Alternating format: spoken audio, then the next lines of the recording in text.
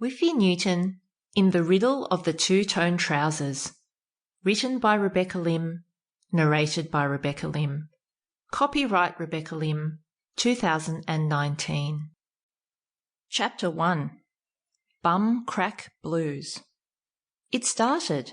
A day like any other day. Whiffy Newton, real first name Alfred, entered his Tuesday morning maths class to the usual boring, hateful chorus, led by Solly Banfrey and his farting henchpersons, Jugs Morrison and Piggy Lugton. They sang, "Here comes Whiffy, his pants are too clingy, his bum's a wide, wide load, it's got its own postcode."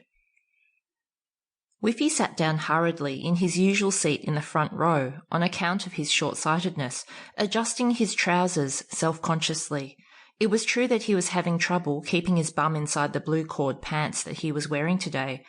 They were clearly 2 sizes too small, and he was afraid of bending over for fear that his bottom would try and leap out the back of them. Even sitting down, Whiffy could feel his buttocks struggling valiantly to escape. To top it all off, if he moved too quickly, he was liable to give himself a wedgie. It was shaping up to be a very long day.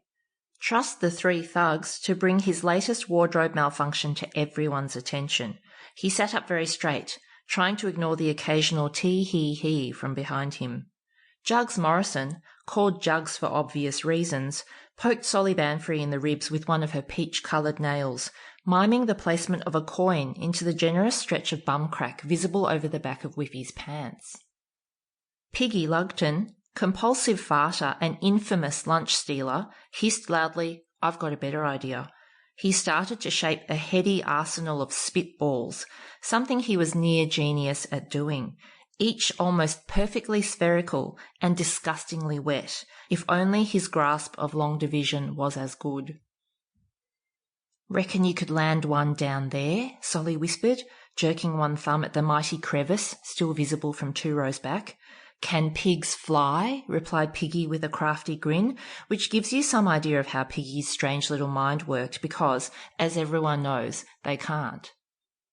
Just then, Mrs. Doddits started the class the way she always did, by banging her ruler violently on the blackboard.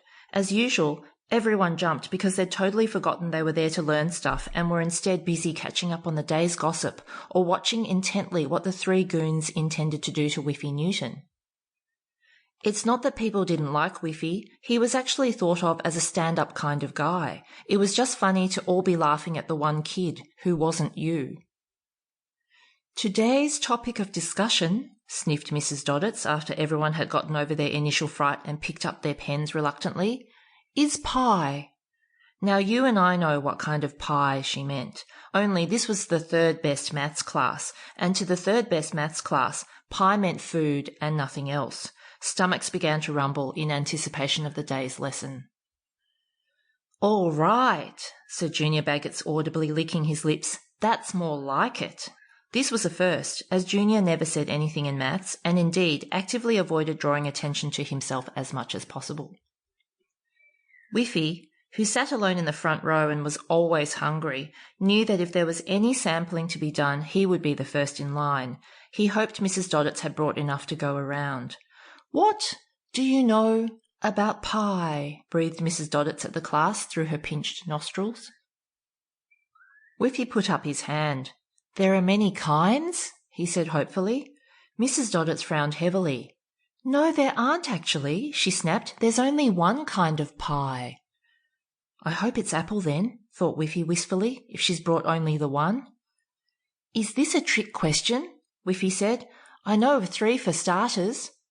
"Elaborate," said Mrs. Doddits nastily, pushing her great moony spectacles up her face. "And this had better be good, Newton." "Beef," Whiffy responded confidently. "Apple. Apricot. There's 4, if you count the rhubarb and apple variety." Mrs. Doddits gaped for a long moment, her complexion going a curious mottled vermilion. The tick-tock of the classroom clock sounded very loud as she grew redder and redder. "She's going to have a heart attack," muttered Junior Baggots, leaning forward with interest. This was shaping up to be the best maths class ever. Then Sample complete. Ready to continue?